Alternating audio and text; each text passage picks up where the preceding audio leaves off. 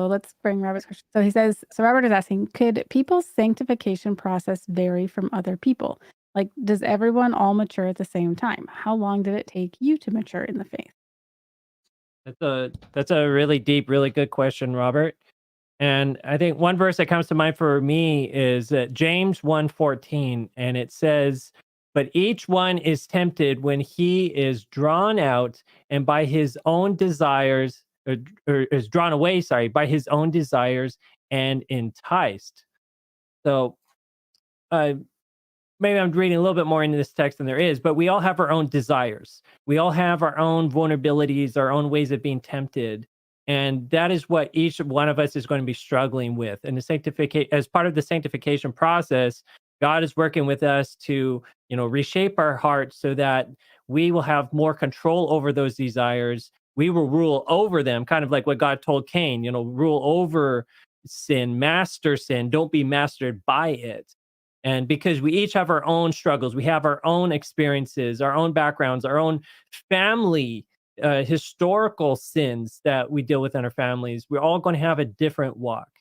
And like a person who's rich, and James talks about it in, or is it James?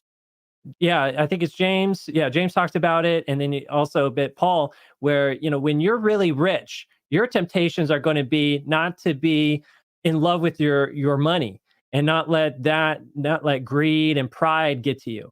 But if you're poor, your temptations might be being content with nothing and being content with that situation and not desiring to be rich and take money from people and all those things. You're just going to have a totally different experience. So that's why we all have something different.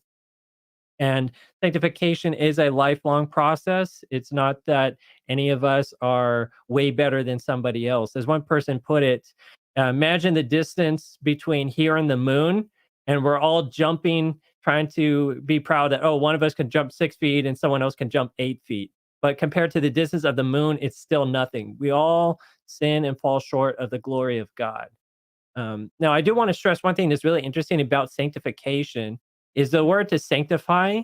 At the root of it, it really means to separate, and also gets to what does holy mean. It means separated. So when God blessed the seventh day and sanctified it, He set it apart.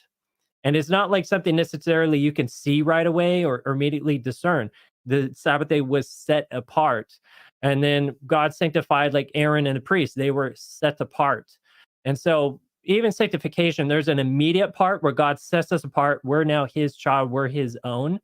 But then there also is that ongoing part of trying to purge the sinfulness that's within us. So thank you very much for that question. And yeah, mature in the faith. I mean, we're always growing. But for me, there was a time where I was just take consuming so much content. Like when I really started to have my spiritual awakening, I was listening to nonstop Bible, nonstop sermons, and I think it was about 2 or 3 years that really I got to a point where I'm like, okay, I see a bit better. I'm a bit more mature in my walk, but it's still ongoing. I'm not saying like there was a big difference there. But when I hit 30, around 30 was a major turning point. And a lot of people talk about that. And interestingly, when was Jesus baptized and he started his ministry? It was at the age of 30. And in the Old Testament, when does a high priest become a high priest? It's at the age of 30. So it's an interesting year for a lot of people.